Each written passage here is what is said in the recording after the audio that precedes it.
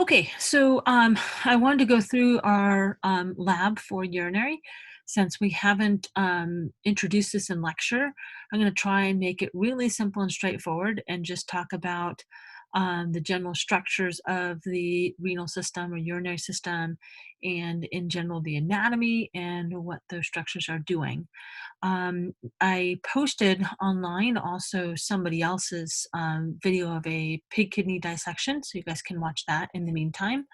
I am hoping to get into labs so that I can videotape some of our human kidneys, both as individuals and also in the body cavity. So I'll have a chance to do that hopefully tomorrow or later today. All right, so looking at general features of the urinary system, by far and large, the most important aspect of what it does is it takes blood that is circulating and it regulates the dissolved electrolyte components and water composition of that blood and also removes waste products. So when you think about the two most important organs that are involved in regulating blood constituents, we look at the liver, which gets about 20-25% of your cardiac output and regulates the nutrient component of blood. And then the kidney, which also will get about 20 to 25% of our cardiac output and will regulate the electrolyte composition. So those are the dissolved minerals, salts and ions, and the water composition. And will release what is determined to be excess or waste, both electrolyte-wise, water-wise, and also organic nutrient waste. So I have there as number one, regulates concentrations of blood electrolytes. So sodium, chloride, potassium, calcium, those are examples. Regulates blood water and blood pressure, or blood volume, I should say, and blood pressure. And it does so by regulating the volume of water in our blood. So if you're very hydrated or you have a high blood pressure, you're going to want to release more water as part of urine, having a greater urine volume. If you have a low blood pressure, you're going to see that urine output is reduced so as to maintain the water composition of our blood and help maintain blood pressure. We also regulate blood pH. Hydrogen ions are an electrolyte, and so the kidney functions to regulate blood pH. It eliminates organic waste products, so things like uric acid, urea, and creatinine. Those are all organic waste products. Urea and uric acid are a waste product that is formed as part of red blood cell turnover or say not red blood cell, I was thinking bilirubin, as part of protein breakdown and turnover. And then things like bilirubin and urobilinogen are red blood cell turnover. And then we also have creatinine, which is kind of a breakdown product of muscle protein. And then last but not least, the kidney functions as a endocrine structure, releasing important hormones, one of which is erythropoietin. Because the kidney gets about 20 to 25% of the cardiac output, it has the ability to kind of regulate blood composition and how anemic the blood is, and can stimulate an increase in red cell formation from the bone marrow. Renin is actually an enzyme released by the kidney cells and is involved in regulating blood pressure. In fact, when we talked about or mentioned COVID, the coronavirus is affecting the renin angiotensin aldosterone system because renin, which is an enzyme released by the kidney, is released in response to low blood pressure. And it then causes angiotensinogen, which is a plasma protein, to get converted into angiotensin 1. And angiotensin 1 is converted by ACE in the lungs by angiotensin converting enzyme, which is the entry point for the coronavirus, into angiotensin 2. And it helps to tense blood vessels, helping to maintain blood pressure, but also releases or stimulates the release of aldosterone, which is another hormone that helps us retain salt and water. So a really important aspect of kidney function there. And then also calcitriol, or vitamin D, involved in calcium regulation. All right, so macroscopically, extremely straightforward, super simple. And when we look at the macroscopic organs or structures of the urinary system, we have two kidneys, a right and a left. They do exactly the same job, so one doesn't do anything differently than the other. So these are our blood filtering structures. So they're going to filter what is contained in the blood by size first. And then anything that is small is going to get filtered through the filtering structures within the kidneys. Anything that's small that needs to be retained is going to get reabsorbed.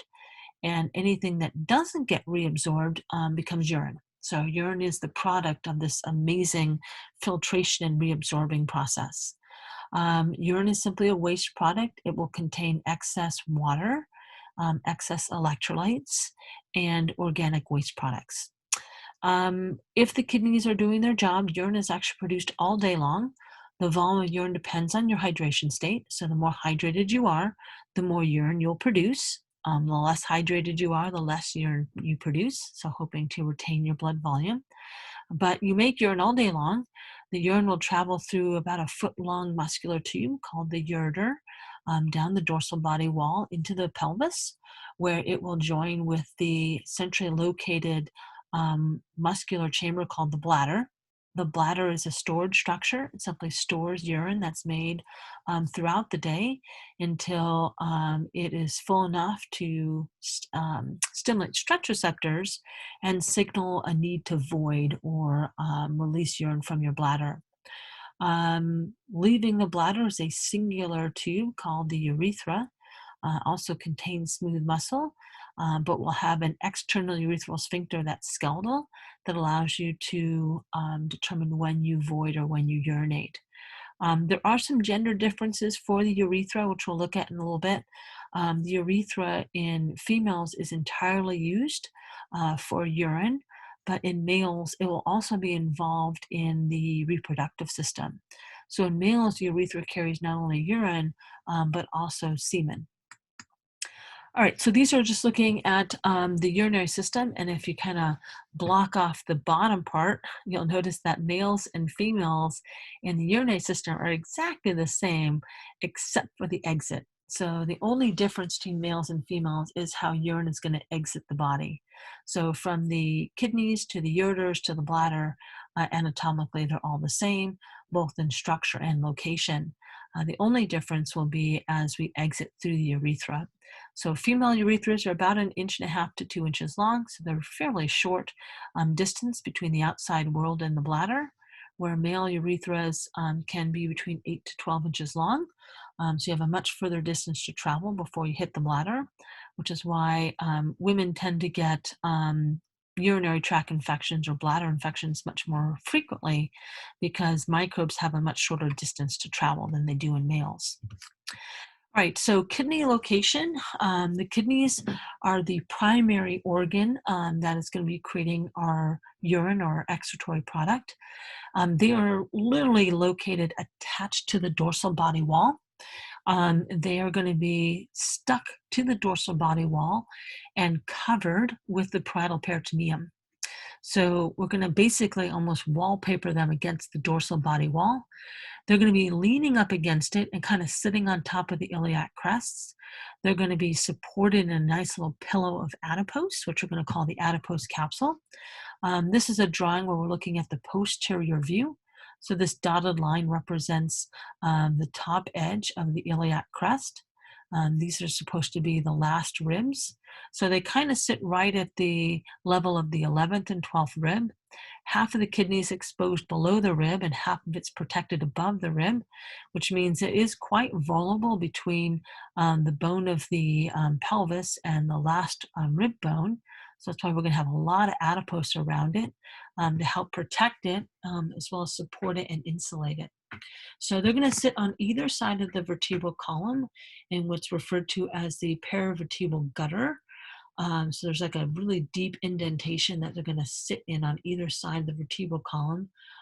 Basically, that's going to be filled with adipose tissue or fat tissue that's going to help to support them and protect them and insulate them. All right, so this is a really great view of a transverse section or a horizontal section through the abdomen. At the front here, this is the rectus abdominis muscle. We can see the layering within the abdominal muscle. So we have the external abdominal oblique, internal abdominal oblique, and transverse abdominis. And so these three muscles are going to make up the lateral abdominal wall, come all the way to the back. We're going to see a muscle called quadratus lumborum is going to swing behind the kidney. And then we have our erector spinae here.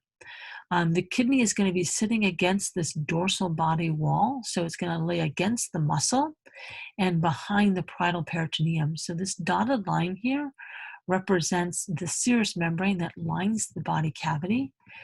As it comes around to the dorsal body wall, it's going to go out and over the organ. So you can see here the large intestine, so that would be the ascending colon, and then right over the surface of the kidney. Here's the vertebrae. You can kind of see this deep recess on this side. So this is, again, what we call the paravertebral gutter. If you're trying to access the kidney, it's much easier to access the kidney posteriorly than it is anteriorly. In the average adult, you'll have about a foot of depth here before you get to the kidney. So if you're doing surgery on kidneys, it's much easier to approach them posteriorly than it is anteriorly. Again, you can see they're attached to the dorsal body wall, and this is going to be a layer of serous membrane, again, that parietal peritoneum that covers the surface. So technically, they're not in the abdominal cavity, they're outside the abdominal cavity. In fact, this is the location, and I mentioned it in the lecture video, this is the location where all of our organs start their development. They start the development on either side of the vertebrae in front of the vertebral column. And as organs develop, they're going to project forward or anteriorly into the space of the ventral body cavity. And they're going to pull the parietal peritoneum along with them. As they pull it off the dorsal body wall, that parietal peritoneum is going to change its name to visceral peritoneum. And then the stretch of the peritoneum from the body wall to the organ then becomes the mesentery. The kidneys never leave the dorsal body wall, so they're going to sit in their original location during their entire development, so they don't change in their location. Many organs are going to move up or down or forward, but the kidneys stay in their location, as well as the ureter and the bladder. They're all going to be retroperitoneal, which typically or basically means retro, behind the peritoneum or that peritoneal membrane. Okay, so sitting in that paravertebral gutter or that recess on either side of the vertebral column is going to be a lot of adipose that's going to surround the kidneys. We refer to this as perirenal or perinephrotic fat. And so collectively we call it the renal capsule or adipose capsule, adipose capsule, because it's all fat. And then the parietal peritoneum is going to go right over the top of it. That's going to be referred to as the renal fascia. So renal fascia and the parietal peritoneum is essentially the same tissue. It's just a serous membrane, so it's pretty thin, and it's fairly easy to break through. So for the kidneys, you want to make sure that they're really well supported in these nice little pillows of adipose and then covered with that parietal peritoneum to make sure that they don't dislodge and fall off that dorsal body wall. All right, I showed these again in lecture, but I really like these drawings, especially this one, because you can see here's the iliac crest. This is the adipose capsule, which is referred to as perirenal or nephrotic fat. It forms a nice little pocket that the kidney sits in and leans against the dorsal body wall. And like I mentioned in the lecture video, especially since we're doing so much of this stay at home, I don't know about you, but I sit on my bed and I do work with my computer. And so I lean against my bed backboard. And so you kind of imagine that you put your pillow there against the backboard and you're sitting on your bed. And if you sit up, you're going to see this indentation that your back was sitting in. That's essentially what the kidneys are doing. They're sort of leaning against the back wall of the dorsal body cavity. They're sitting on top of the iliac crest in this nice little recess formed by the adipose capsule or the perirenal or perinephrotic fat. All right, and then the kidney itself is going to be covered with a really thick connective tissue called the fibrous capsule. The fibrous capsule is going to help to protect the kidney. It maintains its shape and allows for the circulation of blood flow in and out of the kidney itself. So it protects it and maintains its shape. The only way you're actually going to get a view like this is if you use a scalpel or really sharp scissors to actually cut through this connective tissue. So it's almost like shrink wrapping that goes over the surface of the kidney. It's really, really tight. There's no gaps or spaces in it. So it's actually right up against the surface or the parenchyma of the kidney itself. All right, so this is a human kidney, a photo of a human kidney that is not preserved. You can see that it's very bloody. There's a lot of blood going in and out. When we look at the shape of the kidneys, on the medial side that's facing the vertebral column, it's actually concave, and they call this the renal hilus or renal hilum. On the outside edge, they call this outside edge here will eventually be the cortex, but this is going to be convex. So we have a convex lateral surface and a concave medial surface. This concave medial surface is going to provide the entry for the renal artery, the exit for the renal vein, and also the exit for the ureter. So blood that needs to go in to get cleaned is going to go into the renal artery. Blood that would have been processed and cleaned is going to leave through the renal vein. And then any of the fluid that gets removed from the blood that's determined as excess or waste, which we then call urine, is going to exit the kidney through the ureter. So in this view here, we can see all of this really nice soft adipose that's kind of surrounding those structures. All I can see really is the ureter that's leaving right here. And again, this medial concavity we call the renal hilus. This is an older term, or hilum, which is a newer term. Hyla is plural, so hilum is singular, hilus is singular. All right, so again, the renal hilus, here we can see this is where we would find their vertebrae. They're going to be behind these big blood vessels. So on either side of the vertebrae, we have these perivertebral gutters that the kidney are going to sit in. The medial border, which is called the renal hilus or renal hilum, and this is where we're going to see our tubing going in and out. So we have a renal artery going in, the renal vein coming out, and the ureter carrying urine out. That's been deemed as waste. So just in brief, when we look at the vessels, the renal vein is always on top or in front, anterior, and the renal artery is going to be posterior. And then sitting between the two is going to be the ureter coming out. All right, there are three major regions of the inside of the kidney. So we do the sectional anatomy, the different sections of the kidney, with three major regions once we've cut the kidney open. So if we do a frontal section on the kidney and we look inside, we'll notice we have what's called the renal cortex, which is this outside surface area. It's the periphery or edge of the kidney, so that's this outside edge. It tends to be lighter in color. So if we look here, this is a cadaver kidney. So out here, this is the renal cortex, this outside periphery. It tends to be lighter in color because it doesn't have quite as much density of blood flow that we see in this adjacent structure, which we'll look at in just a second.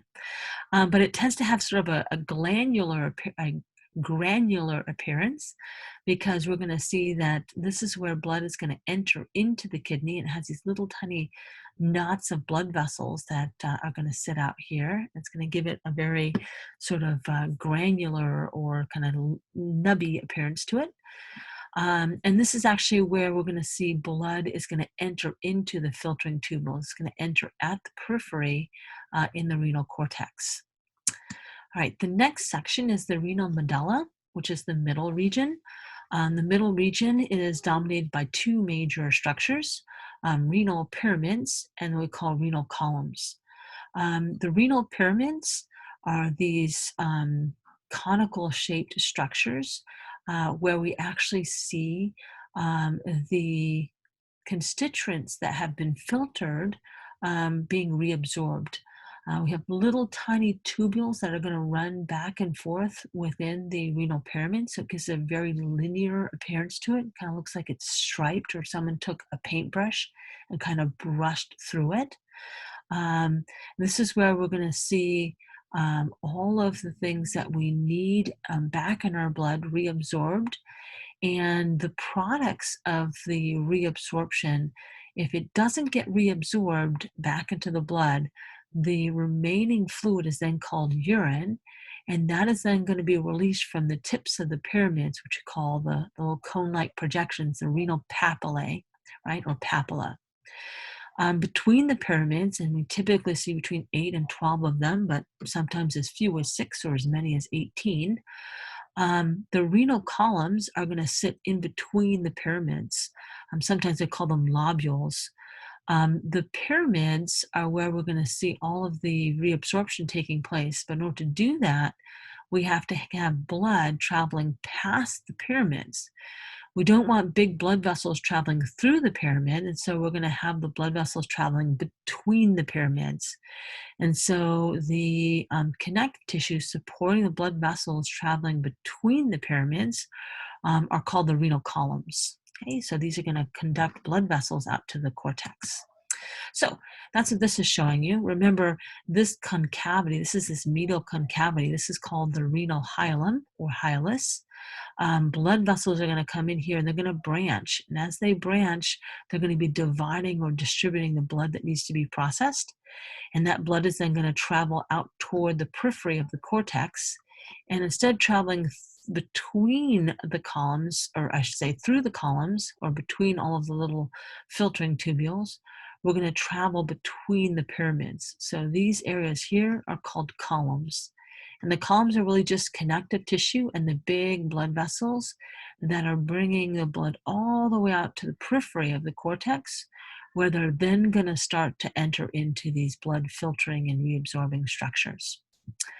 All right, so last but not least is the renal sinus. When you think about a sinus, think about big open spaces, right? So we have our sinuses within our cranium. Remember, we had in the liver, we had sinusoids, so we have spaces. In the kidney, we have a sinus also.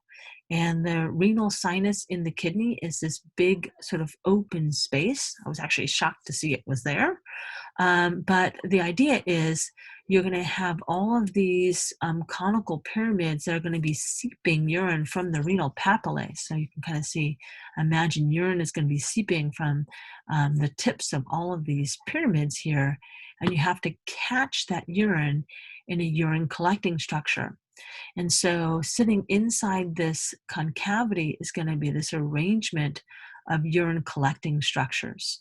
And then also, of course, our big blood vessels are going to enter in through this renal hilum, and they have to have a space to accommodate them as they come in. So this big concavity is called the renal sinus and will function to hold or contain the urine collecting structures. All right, so now I want to talk about the urine collecting structures. You have to remember that the kidney is three-dimensional. So if you take your fingers, and I mentioned this in my lecture video, but if you put your palms together and interlace your fingers so they're going in opposite directions to each other, that's kind of what the pyramids will be doing. In order to fit within the kidneys, they have to sit juxtaposed to one another, back and forth and back and forth. And so your fingers are going to be representing the minor calyxes. The minor calyxes, so your fingertips would be touching the renal papilla of a pyramid, and they would be collecting urine from each of those pyramids. So we're going to have minor calyxes, which we can see right here and here and here. They kind of go out and surround the renal papilla with this little cup here. The minor calyxes are going to then drain into a combining major calyx that then drains into what we call the pelvis. The pelvis is just really a big funnel collecting urine from all of the pyramids within the kidney. Pelvis literally means basin, and it's going to direct all of that urine produced into the single ureter that's going to exit the kidney. All right, so the minor calyxes are going to be associated with each of the individual pyramids. The minor calyxes are then going to join a major calyx. So you have several minor calyxes filling or filtering into a major calyx, which will then function to drain into the pelvis. This is a really nice drawing, kind of showing that three-dimensionality that I was kind of trying to have you guys visualize with your fingers. But these are three minor calyxes draining into a major calyx that then drains into the pelvis, that then drains urine into the ureter. Right, so the renal pelvis is going to join all of the major calyxes, forms a very large funnel sitting in the renal sinus, and then we're going to have adipose tissue, which is called structural fat, sitting around the um, renal pelvis, helping to support these structures. Okay, blood supply. When we look at blood flow in and out of the kidney, what's really nice is that the naming is the same for the counterpart vessel. So blood flows in on arteries and branches of the arteries. That's going to be blood that needs to be processed, and the blood will drain through matching vessels, which are called veins, which will have the same nomenclature or naming. So this gets really easy because of that. So you have the renal artery that comes in through the renal hilum. It's going to branch into what we call segmentals. We have about 5 segmentals that sit in the sinus. And what we're trying to do is approach these pyramids, which are sometimes called lobules. As we approach the pyramids, we're going to branch and then navigate our way between the pyramids within those columns. So the segmentals are going to branch into these regions between the pyramids, which are sometimes called lobules. So these vessels that are going between the pyramids are called interlobars. As we're going out to the periphery of the kidney, and we're trying to really get out to this cortex, we're then going to arc over the pyramids. And as we arc over the pyramids, you'll see that the blood from these vessels will unite. These are called the arcuates. And then going out into the cortex, we have these little tiny vessels. Their older name is interlobular, which sounds very similar to interlobar. And so now they're renaming these guys cortical radiate because they're in the cortex and they're radiating out into the cortex. So these are now called cortical radiate. The older term is the interlobulars. Now, if you're looking at blood flow going back, we're going to see that blood will enter into our blood filtering structures, which are called nephrons. And at the cortex, the nephron will filter blood, and whatever gets filtered then gets run down into the pyramids to these little tiny microscopic tubules, which we refer to as the nephron. And then when constituents are reabsorbed back into the venous system, we're just going to simply route it in reverse. So we're going to have our cortical radiate vein, our arcuate vein, our interlobar vein, our segmental vein, and eventually our renal vein. And this will be now carrying cleaned blood back to the heart. All right, dealing with the bladder. The bladder is simply a storage structure. There's no difference between males and females in sense of size or sensitivity. But from one person to the next, stretch receptors may be desensitized or may be more sensitive. And when that happens, you have a greater urgency to urinate. And then some things can stimulate the bladder as well. All right, so the ureters are going to be these singular tubes that come down toward the bladder. I mentioned that the ureters are also retroperitoneal, so they're going to be behind the body wall, just like the kidneys and the bladder is. As the ureters come into to the bladder, they're coming off the dorsal body wall, so they'll have a posterior entrance into the bladder that sits in front of them, and they're going to enter at the bottom of the bladder rather than the top. So when the bladder is filling, it actually fills from the bottom up rather than from the top down. These two openings are called the ureteral openings, so the openings for the ureters, and they actually will mark a nice smooth triangular space within the base of the kidney. This is called the trigone because it's triangular. It's smooth, so it's going to be devoid or without these big folds in them, which we're also going to call rugae. And we're going to see that it actually also marks the entrance into the exit of the urethra. All right, so the ureter is going to be a foot in length. Again, it's going to be retroperitoneal. It is smooth muscle, so it's going to have an intercircular and outer longitudinal, a layer of muscle in its muscularis externa. It will also do peristalsis, just like the small intestine does, and the stomach does, and the esophagus does. And it helps to massage urine during that foot-long travel. Obviously, if we are producing a high volume of urine and we're standing, we can fill those ureters quite significantly with urine. And so we'll also see that the inside lining of the ureters are going to be transitional epithelium. All right, so the urinary bladder, like I mentioned, is going to be for storing urine. We make urine all day long. Again, the volume of urine really depends primarily on your hydration state and your blood pressure. So the bladder will function to store urine till an appropriate time to void. It's very stretchable. It can hold up to a liter of urine before it gets significantly stretched and we have that urgency to urinate. It sits on the pelvic floor and again is retroperitoneal. So in males, we're going to find that it has a slightly different orientation to surrounding tissue than it does in females, and that's just simply because of the reproductive structuring. So let me show you the male first. For the male, we're going to see that the bladder is going to sit behind the pubic symphysis. It's going to sit in front of the rectum. So this is the rectum and anus. The bladder is going to sit in front of it.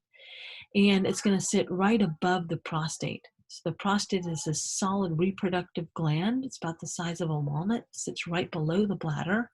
In fact, the beginning of the urethra travels right through the prostate. This we refer to as the prostatic urethra, and then we'll exit through the penile urethra.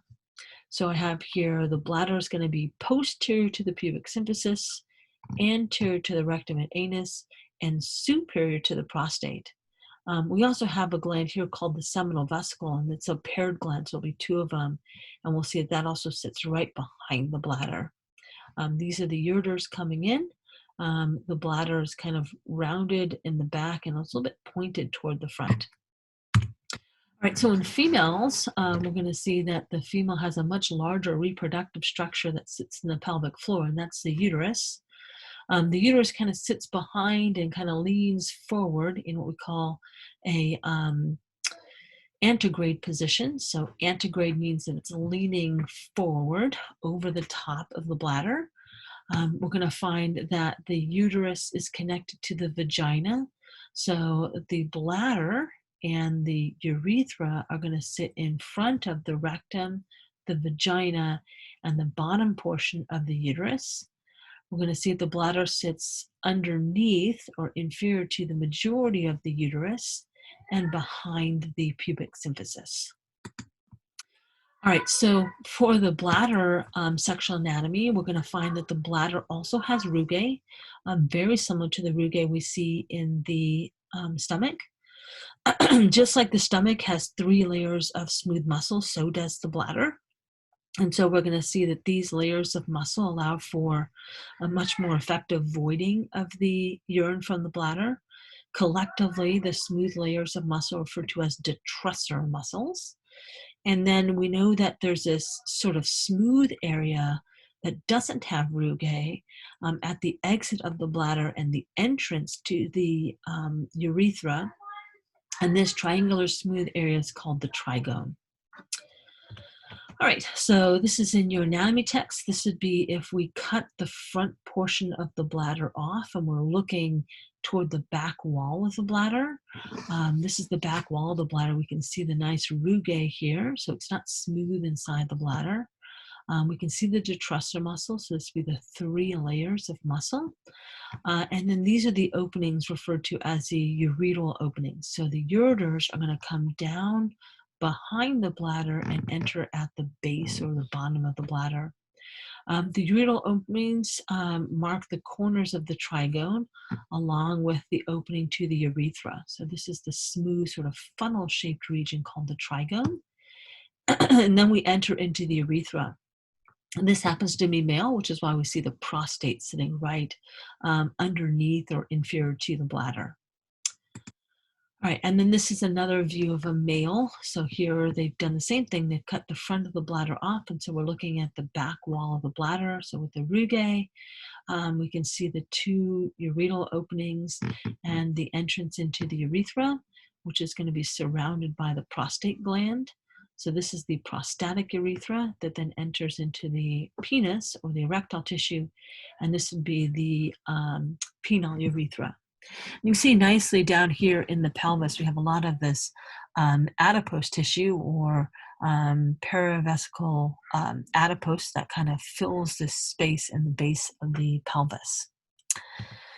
All right, so again, urethra in males is much longer, usually between 8 to 12 inches long, and in females it's very short. In females, it only transports urine, but in males, we're going to see that it functions for both urine and semen, so has a urinary as well as a reproductive function. It's going to travel through the prostate and then through the male erectile tissue as it exits from the penis. All right, and then just a teeny bit of histology. On our second urinary lecture, we're going to talk a lot more about the histology.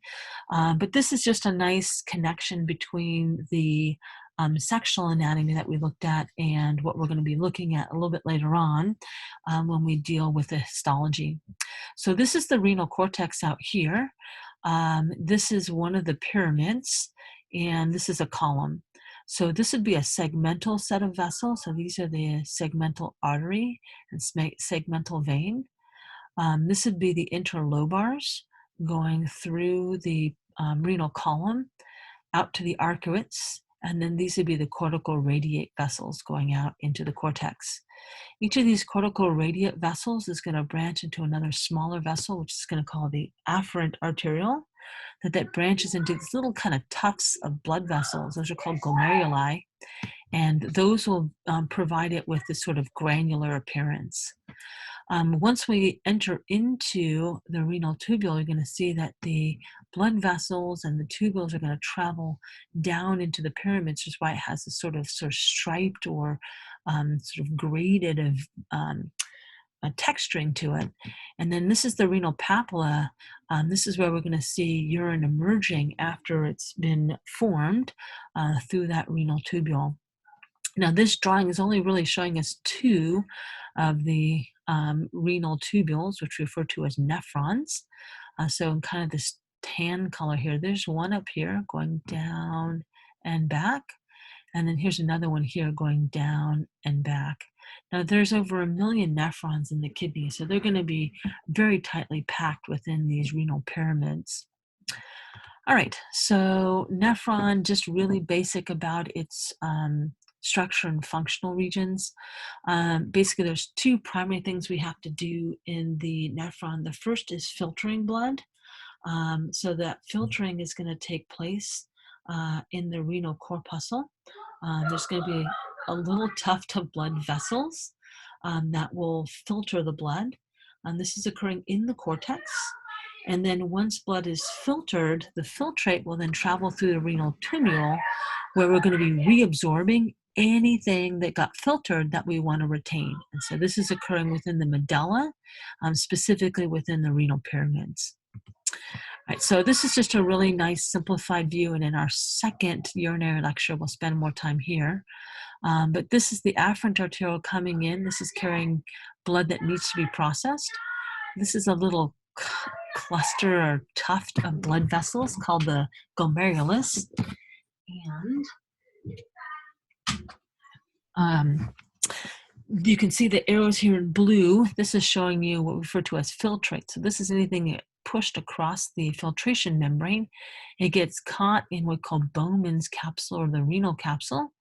And then this then travels through this renal tubule. So this actually be going down into the medulla and then back up again, surrounded by a lot of blood vessels. And so anything like glucose or amino acids that enter into the filtrate that we want to retain are going to get reabsorbed. And so we have a lot of reabsorption taking place. Anything that didn't get reabsorbed remains in the tubule and then exits from the kidney through what we call the collecting duct. And so we make about 180 liters of filtrate a day, even though we only have 5 liters of blood. So we're going to be filtering our entire blood volume about every 40 minutes. So as that blood is entering and filtering, we're going to do so much reabsorption that only about 1 or 2% of the original filtrate ever becomes urine. So most of us will produce about a liter or so of urine, 1 to 2 liters of urine a day. All right, and then this is just a nice drawing here showing us this. It almost looks like a little snake tongue here, but this is supposed to be the entry point of blood going into this Bowman's capsule or renal capsule. This is where we're going to be filtering and catching fluid. It then travels through this elongated portion of the nephron, that's called the renal tubule, that dives down into the renal pyramid. And this is where we're going to see reabsorption taking place. Any of the blood constituents that got filtered and not reabsorbed are then going to travel out as urine and exit through the renal papilla, which we see down here, and they get caught by that minor calyx. All right, so the renal corpuscle, corpus means body, so we're looking at the renal body. It's kind of like the head of that snake. It's going to have two major divisions. We have the glomerulus, which is this little tiny tuft of blood vessels. These are the smallest blood vessels, so they're very thin-walled, and they'll have significant gaps and holes in them called fenestrae, which will allow them to filter a fair amount of fluid. Again, I remember it's like 180 liters of fluid are going to filter across that glomerulus in a single day. That filtrate has to be caught, and it'll be caught by what we call the glomerular or Bowman's capsule, sometimes called the renal capsule. This structure is going to catch the urine, or sorry, the filtrate that is produced and direct it toward the reabsorbing structures, which are called the renal tubules. So it's epithelial because the capsule has a space in it. So remember, even the tiny little spaces within the kidneys are going to be lined with an epithelium. So this is an epithelial cup that catches the filtrate and then delivers that filtrate to the renal tubule, where we're going to reabsorb anything that got filtered but that we don't want to lose as part of urine. All right, so this is just a view of that. So here, this is referred to as Bowman's capsule or the glomerular capsule. This is like the cup. And here are the little tiny blood vessels carrying blood that needs to be filtered in. So you're going to have blood constituents traveling in. If they're large, they're simply going to bounce around and then exit. If they're small, like electrolytes and water, hydrogen ions, glucose, amino acids, those get filtered and they get caught in this cup. Now, this cup is going to be continuous with referred to as the renal tubule. The renal tubule is where we're going to have all the reabsorption. So if we filter glucose, we need to reabsorb that glucose to maintain our 90 milligrams per deciliter. And so we're going to reabsorb it and we're going to put it in this network of blood vessels. Anything that doesn't get reabsorbed is then going to drain from this renal tubule out into what we call a collecting duct. And so this will be urine here. And what the collecting duct will do is not only collect urine, hence the name, but will also monitor how much water is in that urine. So combined, we have the renal corpuscle, where we're going to see filtration happening and catching the filtrate. And then we have the renal tubule. These two components together make what we call the nephron. And you have over 1 million nephrons in each kidney. All right, so the renal tubule is a continuation of the glomerular capsule or Bowman's capsule. So here we see collected, this whole thing is called the renal corpuscle. It has inside the glomerular vessels, we have the Bowman's capsule or glomerular capsule, and then we have this tube that exits, travels down into the pyramid and back up again. So we have this nice linear arrangement. So this is called the renal tubule, and this is where we're going to get all that great reabsorption. We can also do some secretion. So if we need to get rid of some excess potassium, for instance, we can secrete into this tubule, and anything that's secreted into it then can become part of urine and excreted. All right, so there's 3 divisions of the renal tubule. We have a really twisted section up at the cortical region. So we look at the cortex, it's really twisted here. And then we have a straight region that's going to sit within the pyramid. The sort of twisted portion we refer to as convoluted, and then the straight portion we're going to look at as a loop.